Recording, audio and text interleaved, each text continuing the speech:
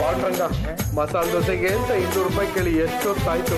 ನಿನಗೆ ಸ್ವಲ್ಪ ಕರುಣೆ ಕನಿಕರ ಇಲ್ವೇನೋ? ಮಸಾಲೆ ದೋಸೆಗೆ 200 ರೂಪಾಯಿ ಕೊಡೋದಿಲ್ವೇನೋ? ಏನು ತಿಂಗಳ ಲಕ್ಷಗಟ್ಟಲೆ ಸಂಪಾದನೆ ಮಾಡಿ ನನ್ನ ಕೈ ಕೊಟ್ಬಿಡವನೆ. ನಾನು ಇವ್ನು ಕೇಳಿದ ತಕ್ಷಣ ಕಿತ್ತಿ ಕೊಟ್ಬಿಡ್ಬೇಕು. ಲೇ ಅಯೋಗ್ಯ, ಒಂದು ಕೆಲಸ ಇಲ್ಲ, ಒಂದು ಕಾರ್ಯ ಇಲ್ಲ, ಸಂಪಾದನೆ ಅಂದ್ರೆ ಏನು ಅಂತ ಗೊತ್ತಿಲ್ಲ. ಮಸಾಲ ದೋಸೆ ದುಡ್ಡು ಬೇಕು ಅಂತ ಬಂದು ನನ್ನ ಮುಂದೆ ಹೊಲಗಿಂತಿಲ್ಲ. ನಿಂದ ಜನ್ಮಕ್ಕೆ ನಾಚಿಕೆ ಆಗೋದಿಲ್ಲ. ನೀನು ಈ ಮನೆಗೆ ಬಂದು ಸೇರ್ಕೊಂಡಾಗಿಂದ ಈ ನಿನ್ನ ತುಂಬಿದ ಒಡಲನ್ನು ತುಂಬಿಸೋದಕ್ಕೆ ನಾನು ಅದೆಷ್ಟು ಖರ್ಚು ಮಾಡಿದ್ದೀನಿ ಅನ್ನೋದ್ರ ಬಗ್ಗೆ ನಿನಗೆ ಪ್ರಜ್ಞೆ ಇದೆಯೇನಾ? ಮಾತಾಡ್ಬೇಡ ನೀನು. ಬರೀ ಈ ಜನ್ಮ ಅಲ್ಲ ಕಣಲೆ, ಇನ್ನು 10 ಜನ್ಮ ಎತ್ತು ಬಂದ್ರು ನನ್ನ ಋಣ ತೀರ್ಸಕ್ಕಾಗಲ್ಲ. ಹೋಗೋ, ನನಗೆ ಮುಖ ತೋರಿಸ್ಬೇಡ. ಯಾವ್ದೋ ಒಂದು ಕೆಲಸ ಅಂತ ಇಡೀ ಹೋಗೋ. ಬೆಳಗ್ಗೆ ತಲೆ ಕೆಡ್ಸ್ಬಿಟ್ಟ. ಲೇ ಚಂಪಚ್ಚ ಮೇಲೆ ಒಂದು ಲೋಟ ಬಿಸಿ ಕಾಫಿ ತಂದು ಕೂಡ.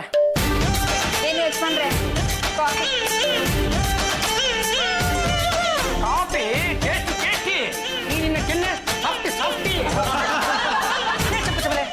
ನಾನು ಕಳೆದ 3 ದಿನದಿಂದ ನಿನ್ನ ಗಮನಿಸ್ತಾನೆ. ಸಿಕ್ಕಾಪಟ್ಟೆ ಡಲ್ ಆಗಿದೆಯಾ? ನುಲಿಯೋದನ್ನೇ ಬಿಟ್ಬಿಟ್ಟಿದೆಯಲ್ಲ, ಯಾಕೆ? ಏನಾಯ್ತು? ಈ ಮನೇಲಿ ಯಾರಿಗೂ ನಾನು ನುಲಿಯೋದು ಇಷ್ಟನೇ ಇಲ್ಲ. ಅವರಿವರು ಅಷ್ಟಾನಿಷ್ಟಗಳನ್ನು ಕಟ್ಕೊಂಡು ನಿನಗೆ ಏನೇ ಆಗ್ಬೇಕು? ನಾನು ಮನೆ ಗೊತ್ತಾನೆ ನಾನು ಯಾರು ಅಂತ. ಗಂಡಗಲಿ ಉಂಟು ಕಟ್ಟ ಕಡೆ ಪಾಂಡ್ರಂಗ ಗಂಡಗಲಿ ಎಡಗೈ ಇಟ್ಟಿದ್ರೆ ವೀರ ಕೇಸರಿ, ಬಲಗೈ ಇಟ್ಟಿದ್ರೆ ವೀರ ಮದಕರಿ. ನನ್ನ ಮೇಲೆ ನಂಬಿಕೆ ಇಡು. ನೋಡು, ನುಲಿಯುವ ಸೊಂಟ ಮತ್ತು ಮಾತಾಡುವ ಕಂಠ ಯಾವುದೇ ಕಾರಣಕ್ಕೂ ಬದಲಾಗಬಾರ್ದು. ನೀನು ನುಳ್ಕೊಂಡಿರ್ಬೇಕು. ನೀನು ನುಳ್ಕೊಂಡಿದ್ರೆ ನನಗಿಷ್ಟ. ಕಾಫಿ ಎತ್ಕೊಳ್ತೀನಿ. ನೀನು ನುಳ್ಕೊಂಡು ಒಂದು ಕಾಫಿ ಕೊಟ್ಟರೆ ನಾನು ಕುಡಿಯೋದು.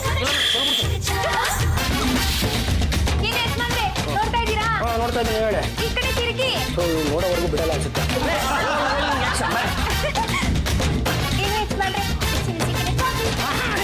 ಈಗ ನನಗೆ ಇಷ್ಟ ಆಗುತ್ತೆ. ಅದು ಚಂಪಚಮಲ್ಲಿ ಈ ತಿಂಗಳ ಸಂಬಳನ ಒಂದು 10 ದಿನ ಬಿಟ್ಟು ಕೊಡ್ತೀನಿ. ನೋಡಿದ್ರ ಜಾಜಿ ಅವರೇ, ಸುಮ್ಮನೆ ಇರೋ ಆ ಚಂಪಾಳ ಸೊಂಟಕ್ಕೆ ಪಾಂಡವರ್ಗನೆ ಕುಂಭ ಕೊಟ್ಟು ನುಲಿಸ್ತಾ ಇದ್ದಾನೆ. ಚಂಪ ನುಲಿಯೋದು ಜಾಸ್ತಿ ಆಗ್ತದೆ. ಇದನ್ನ ಕಮ್ಮಿ ಮಾಡಿ. ನೋಡಮ್ಮ, ಒಂದು ಕಾಲದಲ್ಲಿ ನಾನು ಹೇಗೆ ನುರಿತಾ ಇದ್ದೆ ಗೊತ್ತಾ? ನಾನು ನುರಿಯೋದು ನೋಡಿ ನಿಮ್ಮ ಮಾವ ನನ್ನ ಮೆಚ್ಕೊಂಡಿದ್ದು.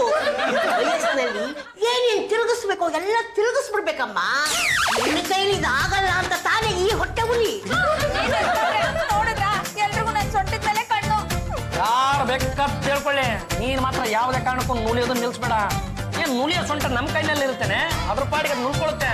ಒಂದು ಕೆಲಸ ಮಾಡು, ನಾಳೆಯಿಂದ ಇನ್ನು ಜಾಸ್ತಿ ನುಲಿ. ನುಲಿಯೋದು ಏನ್ ಬಂತೆ, ಆ ಸೊಂಟ ಕೊಂಚೂರು ಅಲಂಕಾರ ಮಾಡ್ಕೊಂಡು ನುಲಿ. ಏನಮ್ಮ ಗಂಟೆ ಶಬ್ದ ಕೇಳಿಸ್ತಿದೆ ಅಲ್ವಾ? ಹೌದು ಕಣೆ, ಕೇಳಿಸ್ತಾ ಇದೆ. ಮನೆಗೆ ಯಾವ್ದೋ ಗೂಡಿ ನುಗ್ಬಿಟ್ಟಿದೆ ಅನ್ಸುತ್ತೆ. ಓಡ್ಸಣೆಯ ನಮ್ಮ ಯಜಮಾನ್ರು ಬೇರೆ ಮನೇಲಿಲ್ಲ. ಕೇಳಿಸ್ಕೊತಾ ಇದ್ರೆ ಇದು ಗೂಳಿದಲ್ಲ ಅನ್ಸುತ್ತೆ ಕಣೆ, ಯಾವ್ದೋ ಹಸುನ ಎಮ್ಮೆ ನುಗ್ಗಿರ್ಬೇಕು. ಹೋಗಿ ಒಂದ್ಸಲ ಚೆಕ್ ಮಾಡಿ ನೋಡು.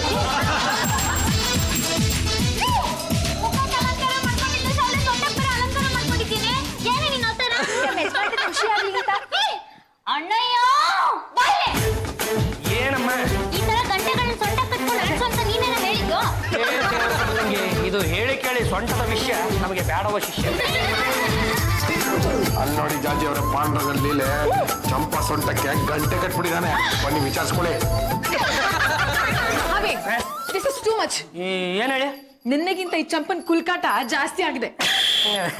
ಅದು ಜಾತಿ ಚಂಪಲ್ದಲ್ಲಿ ಈ ವೇದ ಮತ್ತು ಪುರಾಣಗಳ ಕಾಲದಲ್ಲೇ ಈ ಸೊಂಟಗಳ ಬಗ್ಗೆ ವರ್ಣನೆ ಮಾಡಿಬಿಟ್ಟಿದ್ರೆ ಕಂಡ್ರೆ, ಸೊಂಟಕ್ಕೆ ಸಿಂಹಕಟಿ, ನಡುಬಳ್ಳಿ ಅಂತ ಕರೀತಾ ಇತ್ತು. ಅಂತಹ ಒಂದು ಸೊಂಟ ನೋಡೋದಕ್ಕೆ ಹೇಗಿರ್ಬೇಕು ಗೊತ್ತೇನ್ರಿ? ಪಟ್ಟಪ್ಪ, ಇದು ಸೊಂಟ ಅಲ್ಲ ಕಣ, ಮರದ ದಿಮ್ಮಿ. ನೀವೇನೆ ತುಂಬಿಸಿರೋ ಡ್ರಮ್ಮು. ಇಲ್ಲಿ ಸ್ವಲ್ಪ ಹಿಂದಿರ್ತೀರ ನೋಡ್ರ, ಎಲ್ಲರೂ ಸರಿಯಾಗಿ ಕಲ್ಬಿಟ್ಟು ನೋಡ್ರಪ್ಪ. ಇಲ್ಲಿಂದ ಕೆಳಕ್ಕೆ ಕೆಂಪು ಬಣ್ಣ ಹೊಡ್ಸಿದ್ರೆ ಗ್ಯಾಸ್ ತುಂಬಿಸಿರೋ ಸಿಲಿಂಡರ್ ತಂಗಿಲ್ವಾ? ಜಾಜಿ ಕೆಂಪಲ್ತೀನಿ ಅವರೇ, ಸೊಂಟಗಳು ಯಾವ ಆಕಾರದಲ್ಲಿರಬೇಕು ಮತ್ತು ಯಾವ ಗಾತ್ರದಲ್ಲಿರಬೇಕು ಅಂತ ನಮ್ಮ ಋಷಿಮಣಿಗಳು ಕಣ್ಣಲ್ಲಿ ಕಣ್ಣಿಟ್ಟುಕೊಂಡು ಕಷ್ಟಪಟ್ಟು ತಾಳಿಗರಿನಲ್ಲಿ ಬರೆದಿಟ್ಟು ಹೋಗಿದ್ದಾರೆ. ಅದು ಯಾವ ತರ ಇರಬೇಕು ಗೊತ್ತಾ? ನನ್ನಂತ ಯಾವನಾದ್ರೂ ಒಬ್ಬ ಪರಿಪೂರ್ಣ ಯುವಕ ಬಂದು ಈಗ ಹಿಡ್ಕೊಂಡ್ಬಿಟ್ರೆ ಕೈಗೆ ಹಂಗಂಗೆ ಸಿಕ್ಕ ಇದೆ. ಉದಾಹರಣೆಗೆ ಏನ್ ಹೇಳಿ ನೀವು ಬೇಲೂರು ಶಿಲಾಬಾಲಿಕೆ ನೋಡಿದ್ರೇನ್ರಿ? ಟರ್ಕಿಶ್ ಬ್ಲೂ ಇಲ್ಲ ಪೋಸ್ಟ್ ಆಫೀಸ್ ರೆಡ್ ಬಣ್ಣ ಕಟ್ಕೊಂಡೇನೆ. ಈಗ ಮುಖ್ಯವಾಗಿರೋದೇನು? ಸೊಂಟ. ಈ ಚಂಪನ್ ಸೊಂಟ ಸಿಂಹ ಕಟ್ಟಿ ಅಲ್ಲ, ಗಜ ಕಟ್ಟಿ. ಈಗಿನ ಕಾಲದಲ್ಲಿ ಸೊಂಟ ಅಂತ ಅಷ್ಟು ದಪ್ಪನೇ ಇರ್ಬೇಕು ಕಣ್ರಿ. ಅಷ್ಟು ದಪ್ಪಕ್ಕಿದ್ರೇನೆ ನೋಡೋರ್ ಕಣ್ಣಿಗೂ ಸ್ವಲ್ಪ ಖುಷಿ ಸಿಕ್ಕೋದು. ನೋಡಿ ಜಾತಿ ಚಂಪಲ್ತೀನಿ ಅವ್ರೆ, ನಾನು ಈಗೆಲ್ಲ ಹೇಳ್ತೀನಿ ಅಂತ ತಪ್ಪು ತಿಳ್ಕೊಂಬಿಡಿ. ನೋಡಿ, ಈ ಊಟಿ ಆಪಲ್ಗಿಂತ ಇತ್ತೀಚೆಗೆ ಶೀಮ್ಲಾ ಆಪಲ್ಗೆ ಜಾಸ್ತಿ ಬೆಲೆ. ಯಾಕಡೆ ಗೊತ್ತಿಲ್ಲ ಅಲ್ವಾ? ಸೈಜ್ ಕಂಡ್ರ ಪದೇ ಪದೇ ಚಂಪನ್ ಸೊಂಟದ ಬಗ್ಗೆ ವರ್ಣನೆ ಮಾಡ್ತಾ ಇದ್ರೆ ನಾನ್ ಸುಮ್ಮನೆ ಇರಲ್ಲ. ಅಯ್ಯ ಶಿವನೇ, ನಿಮ್ಮ ಸೊಂಟದ ಬಗ್ಗೆ ವರ್ಣನೆ ಮಾಡೋಣ ಅಂದ್ರೆ ತಮಗೆಲ್ಲಿದೆ ಸೊಂಟ ಎಲ್ಲ ಒಣಕೊಂಡು ಹೋಗಿದೆ. ಈ ಗೆಜ್ಜೆ ಗಂಟೆಗಳನ್ನ ಇನ್ನು ಎಷ್ಟೊತ್ತವರೆಗೂ ಕಟ್ಕೊಂಡಿರ್ಲಿ? ಸಂಕ್ರಾಂತಿ ಹಬ್ಬದವರೆಗೂ ಕಟ್ಕೋ. ಹಬ್ಬ ದಿವಸ ಕಿಚ್ಚಾಯಿಸ್ಬಿಟ್ಟು ನಿನ್ನ ಮನೆ ತುಂಬಿಸ್ಕೊತೀನಿ. ಪದ್ದು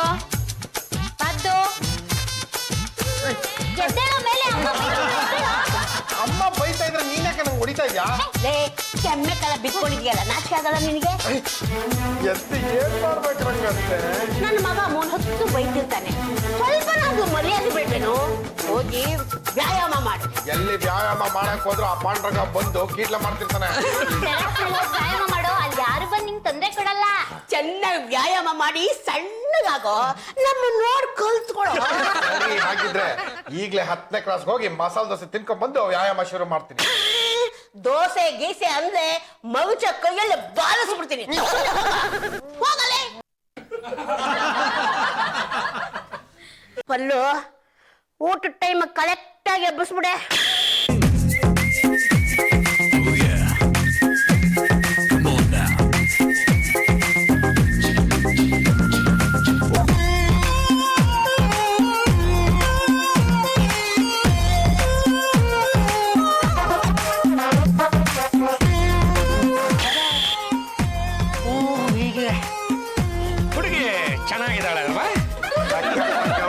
ಸುಮ್ನೆ ನಗ್ತಾಳೆ, ನನಗೆ ತುಂಬಾ ಇಷ್ಟ ಆಗವಳೆ.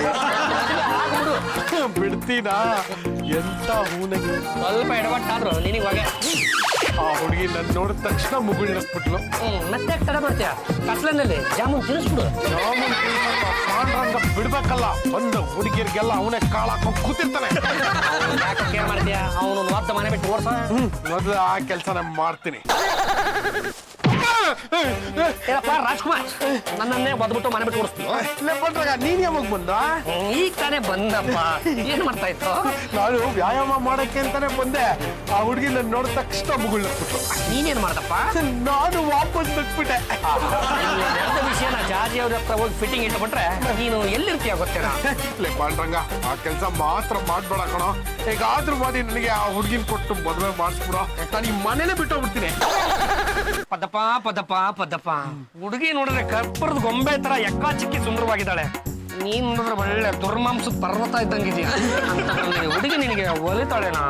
ಪಾಂಡ್ರಂಗ, ಸುಮ್ಮನೆ ಅಷ್ಟು ಸುಂದರವಾಗಿರೋ ಜಾಜಿ ಅವರು ನಿನಗೆ ಒಲ್ದಿಲ್ಬೇಡ. ನೀನು ನನ್ನ ಬುಡಕ್ಕೆ ಕೈ ಹಾಕ್ಬೇಡ. ತಪ್ಪಾಯ್ತಪ್ಪ. ಹೇಗಾದ್ರೂ ಮಾಡಿ ಆ ಹುಡುಗಿನ ಹೇಗ್ ಪಟಾಯಿಸೋದು ಅಂತ ಹೇಳ್ಕೊಡ. ಪ್ರೆಸ್ ಮಾಡಲೇ, ಆಮೇಲೆ ಬೇಕಿದ್ರೆ ಪ್ರೆಸ್ ಮಾಡ. ಏನ್ ಪ್ರೆಸ್ ಮಾಡ್ಬೇಕು? ನಿನ್ನ ಒಲವಿನ ತುಟಿಗಳ ಮುದ್ರೆಯನ್ನು ಒತ್ತ. ಹೇಗೋ? ಯಾವ್ದಾದ್ರು ಪೋಸ್ಟ್ ಆಫೀಸ್ಗೆ ಹೋಗು, ಯಾವ್ದಾದ್ರು ಪೋಸ್ಟ್ ಮ್ಯಾಟ್ರ್ ಮುದ್ದೆ ಒತ್ತದ ಹೇಗೆ ಅಂತ ಹೇಳ್ಕೊಡ್ತಾರೆ. ಪಾಂಡ್ರಂಗ, ಆ ಹುಡುಗಿ ನಾನು ಒಪ್ಕೊಳ್ತಾಳಲ್ವೇನಾ? ಲೇ ನೋಡ ನೀನ್ ನೋಡಿದ ಕೊಳ್ಳೆ ಈ ತುಂಬು ಬಸ್ರಿ ಗೇಂಡ ಮೃಗ ಇದ್ದಂಗಿದ್ಯಾ ಕಣ. ಈ ತರ ಎಲ್ಲ ಇದ್ರೆ ಆಗಲ್ಲ. ಪಬ್ಬನ್ನ ಕರಗಿಸ್ಬೇಕು, ಎಕ್ಸಸೈಸ್ ವ್ಯಾಯಾಮ ಮಾಡ್ಬೇಕು ಕಣ ನೀನು. ನಾನು ಅದಕ್ಕೆ ಕಣ ವ್ಯಾಯಾಮ ಮಾಡ್ತಾರದು. ಇಟ್ಕೊಂಡು ನಮ್ಮ ಜಾಜಿ ಚಂಪಲ್ ದಿನಿ ಹತ್ರ ಬರೀ ಕೈ ಮತ್ತು ಕಾಲುಗಳನ್ನ ಹಾಕ್ತಿದೆ, ಏನು ಆಗಲ್ಲ ಕಣ. ನೀನು ಬ್ಲಾಕ್ ಕೊಬ್ರಾ ದುನಿಯಾಬಿಜಿ ತರ ಆಗಬೇಕು. 6 ಪ್ಯಾಕ್ ಗಳನ್ನ ಕುಂದ್ರಿಸ್ಬೇಕು. ಸುಂದರ ಅಂತ ಹೆಸರು ತಗೋ. ಅಂತವ್ರಿಗೆನೆ ಈಗಿನ ಕಾಲದ ಹುಡುಗಿರು ಒಲಿಯೋದು.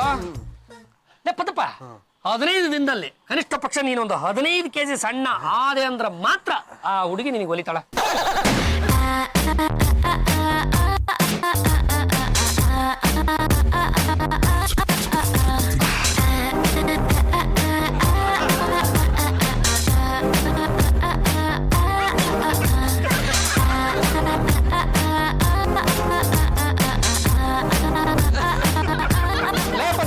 ಸ್ವಲ್ಪ ಹಿಂದೂ ಮುಂದೆ ನೋಡ್ಕೊಂಡು ವ್ಯಾಯಾಮ ಮಾಡಪ್ಪ.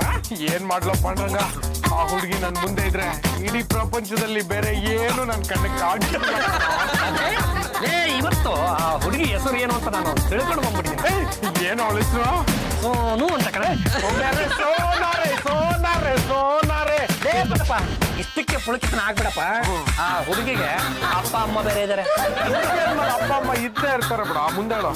ಬರೀ ಅಪ್ಪ ಅಮ್ಮ ಅಲ್ಲಪ್ಪ, ಅವಳಿಗೆ ನಿನ್ನಂತ ದಾಂಡಿಗಿಂತರ ಇರೋ ಒಬ್ಬ ಅಣ್ಣ ಬೇರೆ ಇದ್ದಾನೆ. ಕುಸ್ತಿ ಆಡಿ ಮಟ್ಟ ಹಾಕ್ಬಿಡ್ತೀನಿ. ಪದ್ದಪ್ಪ ಕುಸ್ತಿ ಗಿಸ್ತಿ ಆಡೋದೆಲ್ಲ ಹಳೆ ಕಾಲದ ಕಣ. ಅವನನ್ನು ಹೊಸ ಥರದಲ್ಲಿ ನಮ್ಮ ಕಡೆ ವಾರಿಸ್ಕೋಬೇಕು. ಅದಿರ್ಲಿ ಹುಡುಗಿ ಅಮ್ಮ ಹೇಗಾ? ನೀನು ಮದುವೆ ಆಗ್ತಾರದು ಹುಡುಗಿನಲ್ಲ ಹುಡುಗಿ ಅಮ್ಮನ. ಹುಡುಗಿನ ಹಂಗಿದ್ಮೇಲೆ ಆ ಹುಡುಗಿ ಅಮ್ಮನ ವಿಷಯ ನನಗೆ ಬಿಟ್ಟಿಲ್ಲ. ಪದ್ದಪ್ಪ ನಾವಿಬ್ರು ಮಾತಾಡ್ಕೊಳ್ಳೋ ವಿಷಯ ನಮ್ಮಿಬ್ರು ಮಧ್ಯೆ ಇರಬೇಕು. ಮನೇಲಿ ಬೇರೆ ಯಾರಿಗೂ ಗೊತ್ತಾಗ್ಬಾರ್ದು. ಅದೇ ನಿನಗೆ ದೂರದಿಂದಲೇ ಅವ್ರನ್ನ ಪರಿಚಯ ಮಾಡ್ಕೊಟ್ರೆ ಏನು ಪ್ರಯೋಜನಕ್ಕೆ ಬರಲ್ಲ ಕಣ. ಒಂದು ಕೆಲಸ ಮಾಡ್ತೀನಿ, ನಿನ್ನ ತಗೊಂಡೋಗಿ ಅವ್ರ ಹತ್ರನೇ ಬಿಟ್ಬಿಡ್ತೀನಿ. ಅವ್ರಿಗೆ ಸಣ್ಣ ಪುಟ್ಟ ಸಹಾಯ ಮಾಡ್ಕೊಂಡಿದ್ದು ಅವ್ರ ಮನಸ್ಸನ್ನು ಗೆದ್ದು ಅವ್ರ ಮಗಳನ್ನ ಮದುವೆ ಆಗ್ಬಿಡ.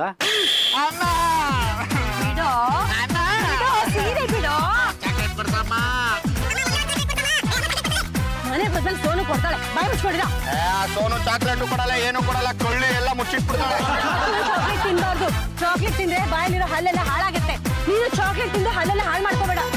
ಚಾಕ್ಲೇಟ್ ಕೊಡ್ಸೋ ಬದಲು ಬಾಯಲ್ಲಿರೋ ಹಲ್ಲೆಲ್ಲ ಉದುರಿಸಿದ್ರೆ ಎಷ್ಟೋ ಒಳ್ಳೇದು ಅನ್ಸುತ್ತೆ. ನನಗೆ ಈ ಲಗೇಜ್ಗಳನ್ನೆಲ್ಲ ಹೇಗೆ ಸಾಗಿಸ್ಬೇಕು ಅನ್ನೋದೇ ಒಂದು ಯೋಚನೆ ಆಗ್ಬಿಟ್ಟಿದೆ. ಕೂಲಿ ಎಷ್ಟು ಖರ್ಚಾಗತ್ತೋ ಏನೋ. ನನಗೆ ಈ ಲಗೇಜ್ಗಳನ್ನ ನೋಡ್ತಾ ಇದ್ರೆ ಒಂದು ಜೋಕಿ ನೆನಪಾಗ್ತಾ ಇದೆ. ಈ ಲಗೇಜ್ಗಳು ಇರದೇ ಇದ್ರೆ ಸಂಸಾರನೇ ಇಷ್ಟು ಬೆಳೀತಿರ್ಲಿಲ್ಲ. ನಮ್ಗೇನು ನಗು ಬರ್ತಾ ಇಲ್ಲ. ನಿಮ್ ಜೋಕ್ಗೆ ನೀವೇ ನಕ್ಕೊಳ್ಳಿ. ನಮಸ್ಕಾರ ಸೋಮರಾಜ್ ಅವರೇ. ನಾನು ಹೇಳ್ತಾ ಇದ್ನಲ್ಲ, ಇವನೇ ಹುಡುಗ ಅಪ್ಪಂಬಡಿ ಜೊತೆಲೆ. ಪದ್ಮನಾಭ ಅಂತ ಎಲ್ರು ಪ್ರೀತಿಯಿಂದ ಪದ್ದು ಪದ್ದು ಅಂತ ಕರೀತಾರೆ. ನನ್ಗಿನ್ನೂ ಒಂದ್ಸಲಾನು ಮದುವೆ ಆಗಿಲ್ಲ. ಯಾಕೆ ಮದುವೆ ಆಗಿಲ್ಲ ಅಂತ ಅವ್ರು ಏನಾದ್ರು ಕೇಳ್ಬಿಟ್ರೆ ನಿನ್ನ ಮಾನ ಮರದೆ 3 ಕಾಸಿಗೆ ಹರಾಜಾಗುತ್ತೆ. ಈ ಪದ್ದು ಹೇಗೆ? ತುಂಬಾ ಒಳ್ಳೆ ಹುಡುಗ. ಈ ಪುಣ್ಯ ಕೊಟ್ಟಿನಲ್ಲಿ ಹಸು ಬರುತ್ತಲ್ಲ ಹಾಗೆ. ಮುಂದೆ ಬಂದ್ರೆ ಕಾಯಲ್ಲ, ಹಿಂದೆ ಬಂದ್ರೆ ಒದಿಯಲ್ಲ. ಇಟ್ರೆ ತಿಂತಾನೆ, ಬಿಟ್ರೆ ಬಿದ್ಕೋತಾನೆ. ತುಂಬಾ ಒಳ್ಳೆ ಹುಡುಗ. ಅದಪ್ಪ ನಿನ್ನ ಇವ್ರ ಮನೆಗೆ ಕಳ್ಸಿಕೊಡ್ತಾ ಇದೀನಿ.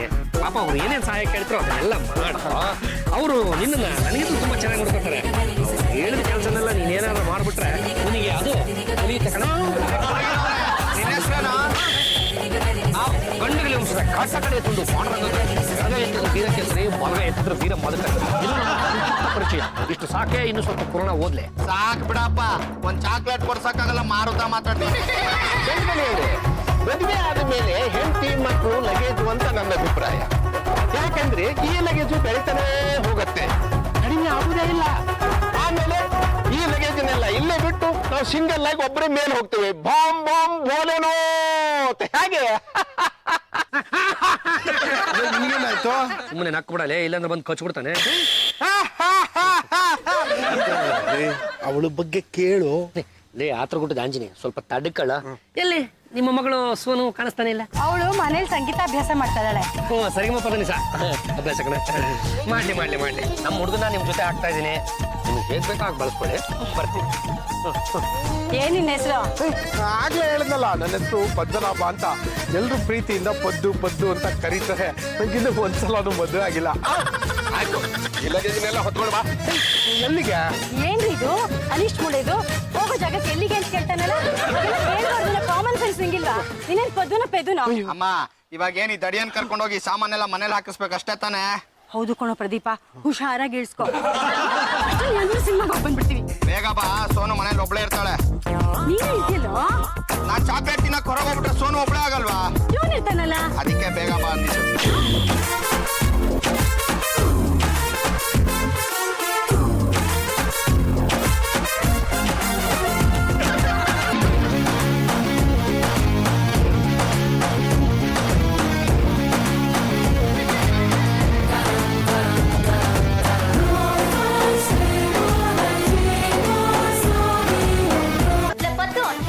ಬುದ್ಧಿ ಇದೆಯೇನೋ?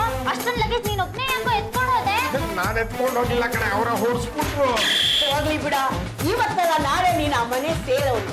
ಅಳಿ ಅಂದ್ಮೇಲೆ ಸುಮ್ಮನೆ ದಂಡ ಪುಂಡ ಥರ ಇರಬಾರ್ದಪ್ಪ. ಏನಾದ್ರೂ ಕೆಲಸ ಮಾಡ್ತಾ ಇರ್ಬೇಕು. ಈ ಜೀವನದಲ್ಲಿ ಒತ್ಕೊಳ್ಳೋದು ಇಳಿಸೋದು ಎಲ್ಲದನ್ನು ಚೆನ್ನಾಗಿ ಅಭ್ಯಾಸ ಮಾಡ್ಬೇಕು. ಈಗ ನೋಡು, ನಾಳೆ ನೀನು ನಿನ್ನ ಹೆಂಡತಿನ ಕರ್ಕೊಂಡು ಊಟಿಗೋ ಶಿಮ್ಲಾಗೋ ಡಾರ್ಜಿಲಿಂಗಿಗೋ ಹೋಗ್ತೀಯ ಅಂತ ಇಟ್ಕೋ. ಅಲ್ಲ, ನಮ್ಮ ಜೀವನದಲ್ಲಿ ಅಂತಹ ಒಂದು ಸೌಭಾಗ್ಯ ಇಲ್ಲ. ಈಗ ನನ್ನ ವಿಚಾರ ಬೇಡ, ನಿನ್ನ ವಿಚಾರ ಬೇಡ.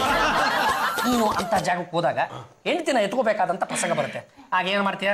ಪಕ್ಕದಲ್ಲಿ ಇನ್ನೊಬ್ರು ಬಂದಿರ್ತಲ್ಲ, ಅವ್ನು ಯಾವನಾದ್ರೂ ಕರಿತೀಯನ? ಆದ್ರೆ ಈ ಲಗೇಜ್ ಸಾಕಾಗೋಯ್ತು. ಬಾಯಿ ಸಾಕಾಗೋಯ್ತು ಅಂತ ಹೇಳೋ ಹಾಗೆ ಇಲ್ಲ. ನೋಡೋ, ಜೀವನದಲ್ಲಿ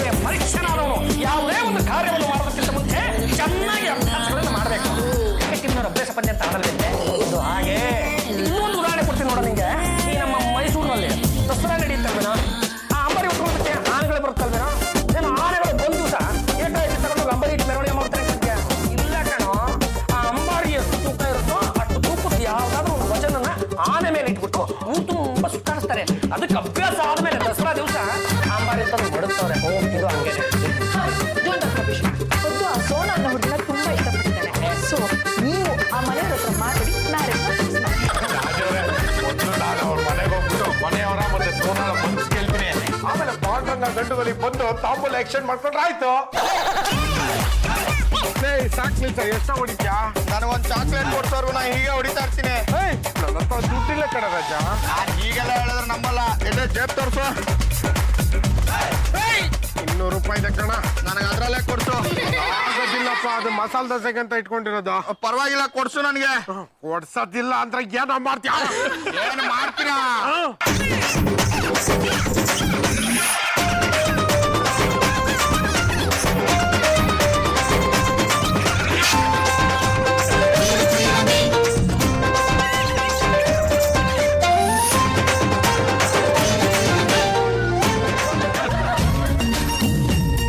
Sona, oh my Sona, Sona, yeah.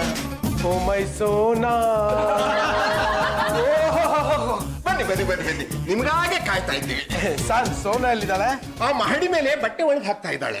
ಹಾ, ಮನೆ ಕೆಲಸ ಎಲ್ಲ ಅವಳೇ ಮಾಡುದು. ಬಟ್ಟೆ ಒಗೆಯುವುದು, ಬಟ್ಟೆ ಒಣಗಿ ಹಾಕೋದು, ಮತ್ತೆ ಬಿಡುವಿದ್ದಾಗ ಸಂಗೀತ ಕೂಡ ಹಾಡ್ತಾಳೆ.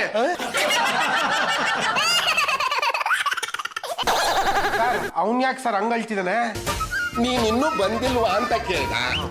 ನಾನು ಬಂದಿಲ್ಲ ಅಂತ ಹೇಳಿದ್ನಲ್ಲ, ಅದಕ್ಕೆ ಅಳ್ತಾ ಇದ್ದಾನೆ. ಹೋಗಪ್ಪ, ಸಮಾಧಾನ ಮಾಡು. ನಾನು ಅವನಿಗೆ ಸಮಾಧಾನ ಮಾಡ್ಬೇಕಾ? ತಮಾಷಾ ಮಾಡಬೇಡ, ಹೋಗಪ್ಪ.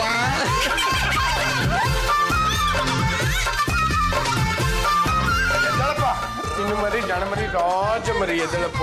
ಬಂದ್ಯಾ ನೀನು? ಹೂನಪ್ಪ, ನಿನ್ನ ಆರ್ತನಾದ ನನ್ನ ಕರಳಿ ಕೇಳಿಸ್ಬಿಡ್ತು. ಅದಕ್ಕೆ ನಾನು ನಿನಗಾಗಿ ಓಡೋಡಿ ಬಂದೆ. ಚಾಕ್ಲೇಟ್ ಕೊಡ್ಸು. ಲೇ, ನನ್ನ ಹತ್ರ ಇದ್ದಿದ್ದ ದುಡ್ಡೆಲ್ಲ ನೆನ್ನೆ ನೀನೆ ಬಳದು ಬಾಯಿಗೆ ಹಾಕೊಂಡ್ಬಿಟ್ಟಲ್ಲೋ. ಸುಳ್ಳು ಹೇಳ್ಬೇಡ, ಸುಳ್ಳು ಹೇಳಿದ್ರೆ ಸರಿ ಹೋಗಲ್ಲ ನನಗೆ. ಎಲ್ಲಿ ನಿನ್ ಜೇಬಲ್ ತೋರ್ಸು.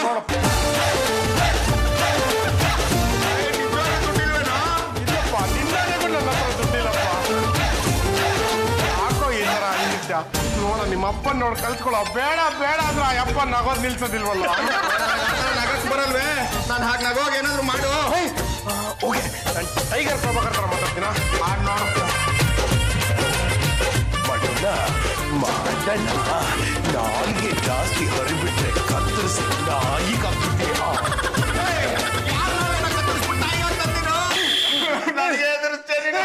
ಇಲ್ಲಪ್ಪ, ಟೈಗರ್ ಪ್ರಭಾಕರ್ ಮಾತಾಡೋದು ಹೆಂಗೆ ಕಣ? ನನಗೆ ನಗು ಬರ್ಲಿಲ್ವೇ? ಸರಿ, ಶಂಕರ್ ನಾಗ್ ತರ ಮಾಡ ಮಾಡೋ.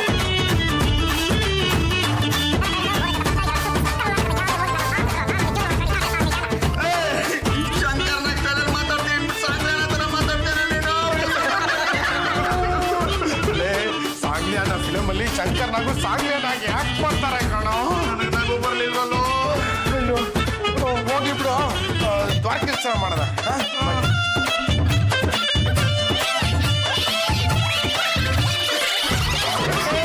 ನಗಸ್ಬಿಟ್ಟೆ ಕಣೋ, ನಗಸ್ಬಿಟ್ಟೆ ನೀನು. ನಿನ್ಗೇನ ಏನಾದ್ರು ಕೊಡ್ತೀನಿ, ನಿನ್ಗೆ ಏನಾದ್ರು ಕೊಡ್ಲೇಬೇಕು. ನಗಸ್ಬಿಟ್ಟೆ ಕಣ್ ಮುಚ್ಕೋ. ನಾನ್ ತರೋರ್ಗು ನೀನ್ ಕಣ್ ಮುಚ್ಕೊಂಡಿರ್ಬೇಕು, ಗೊತ್ತಾಯ್ತಾ? ಬಿಡ್ಬಾರ್ದು. ರೆಡಿನಾ? ರೆಡಿ. ಕಣ್ ಬಿಡ್ಬಾರ್ದು. ರೆಡಿ? ರೆಡಿ.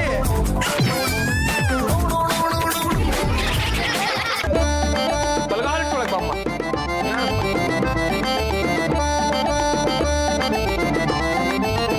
ನಮ್ಮ ಪದ್ದಪ್ಪ ಮದುವೆ ಆಗೋ ಹುಡುಗಿ. ಹುಡುಗಿ ಕಣ್ಣಿಲ್ವೇನೋ?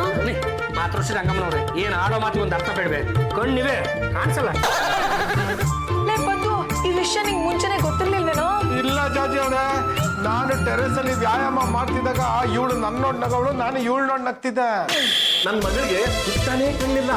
ಆದ್ರೆ ಅದೊಂದು ಕೊರತೆ ಅಂತಲ್ಲ, ಮನೆ ಕೆಲಸ ಎಲ್ಲ ಅವಳೇ ಮಾಡ್ತಾಳೆ. ಬಿಡುವಿದ್ದಾಗ ಸಂಗೀತ ಹಾಡ್ತಾಳೆ, ಎಲ್ಲಕ್ಕಿಂತ ಚೂಟಿಯಾಗಿದ್ದಾಳೆ. ನಿಮ್ಮ ಮಗಳ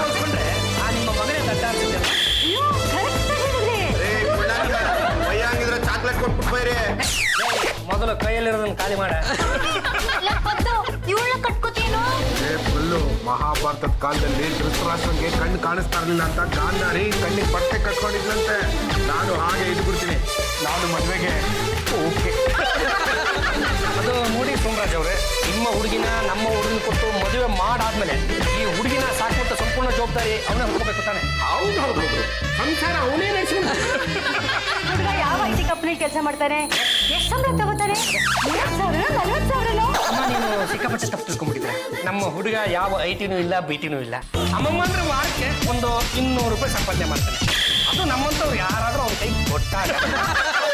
ಅಂದ್ರೆ ನೀನ್ ಹೇಳೋದು ಅವನಿಗೆ ಒಂದು ಕೆಲಸ ಇಲ್ಲ, ಕಾರ್ಯ ಇಲ್ಲ, ಸಂಪಾದನೆ ಅಂದ್ರೆ ಏನು ಅಂತ ಗೊತ್ತಿಲ್ಲ. ನಿಜ ಹೇಳ್ಬೇಕು ಅಂದ್ರೆ ಅವನಿಗೆ ಸಂಪಾದನೆ ಮಾಡೋದಕ್ಕೆ ಮನಸ್ಸೇ ಇಲ್ಲ. ಯಾವ್ದೋ ಹುಡುಗಿ ಕಂಡುಬಿಟ್ಲ, ನಾನು ಮದುವೆ ಮಾಡ್ಕೊತೀನಿ ಅಂತ ತಯಾರಾಗಿ ನಿಂತ್ಕೊಂಡ್ಬಿಡ್ತಾನೆ. ಅಂಥವ್ರಿಗೆ ಇಂಥ ಬಂಗಾರದಂತ ಹುಡುಗಿನ ಮಾಡಿಕೊಟ್ಟು ಪಾಪ ಈ ಹುಡುಗಿ ಭಾಳ ಯಾಕೆ ಹಾಳು ಮಾಡ್ತೀರಾ? ಇದ್ರ ಮೇಲೆ ಬಿಟ್ಟ ನೀವು ಮದುವೆ ಮಾಡೇ ಮಾಡ್ತೀನಿ ಅಂದ್ರೆ ನಾವೇನೇನು ಮಾಡೋಕ್ಕಾಗುತ್ತೆ? 4 ಲಕ್ಷ ಕಾಳು ಹಾಕ್ತೀವಿ, ನಮ್ಮ ಕೈಲಾದಷ್ಟು ಒಂದು 15-20 ಮೂಲಿ ಇಟ್ಬಿಟ್ಟು ಕೈ ತೊಗೊಂಡ್ಬಿಡ್ತೀವಿ. ಚಾಕ್ಲೇಟ್ ಕೊಡದೆ ಮುಚ್ಚಿಡ್ತಿದ್ದೆಲ್ಲ ಇವಾಗ ಅನುಭವಿಸು. ಕೆಲಸ ಇಲ್ದಿರೋ ಗುಂಡು ಗೋವಿಗೆ ನಮಗೆ ಏನ್ ಕೊಡೋದ? ಅದೆಲ್ಲ ಆಗದಿರೋ ಮಾತು. ಅಂದದ್ದೆಲ್ಲ ವೇಸ್ಟ್ ಆಗಿ ಹೋಯ್ತು ನೋಡಯ್ಯ. ನಿನಗಂತೂ ನನ್ನ ಮಗಳು ಕೊಡೋದಿಲ್ಲ. ನಾಳೆಯಿಂದ ಕೂಲಿ ಕೆಲಸಕ್ಕಂತ ನಮ್ಮ ಮನೆಗೆ ಬಂದ್ರೆ ತಿಂಗಳಿಗೆ 2,000 ರೂಪಾಯಿ ಸಂಬಳ ನಾನೇ ಕೊಡ್ತೀನಿ.